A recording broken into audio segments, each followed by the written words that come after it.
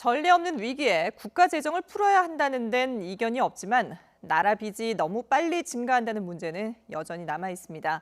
결국 나라 돈을 쓰되 가장 효율적인 곳에 빨리 집행해서 성장이란 결실을 얻는 게 해결책이 될 수밖에 없습니다. 계속해서 김평정 기자입니다.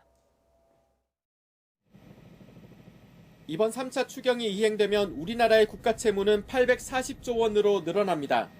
지난해 국가채무 740조 8천억 원과 비교하면 1년 만에 무려 100조 원 가까이 급증하는 겁니다.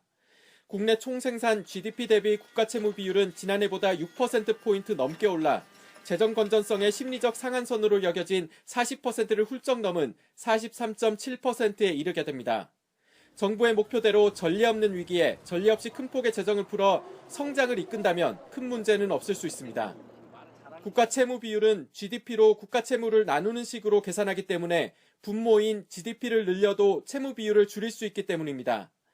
그러나 지난해 우리나라의 GDP가 경제협력개발기구 OECD가 조사한 47개국 가운데 성장률은 44등에 그쳤고 전체 GDP 순위도 2008년 금융위기 이후 8년 만에 처음으로 2계단 밀려 내려온 점을 고려하면 이 역시 쉽지 않다는 것을 알 수 있습니다.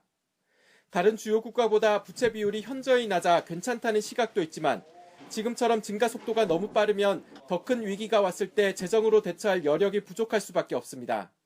우리나라에 비해서 복지 부분을 확충하면서 국가 재정이 많이 쓰였던 부분이 있음을 감안하면 단순히 지금 우리의 수준이 낮다는 데 만족할 것이 아니라 국가 부채가 빠르게 늘어나는 속도 부분에 보다 더 관심을 기울일 필요가 있는 것으로 보입니다.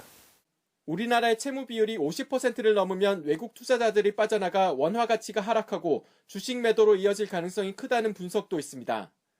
따라서 지금 편성한 재정을 가장 효율적으로 집행해 내수 살리기는 물론 산업 활성화를 반드시 이끌어야 한다는 지적이 많습니다. YTN 김평정입니다.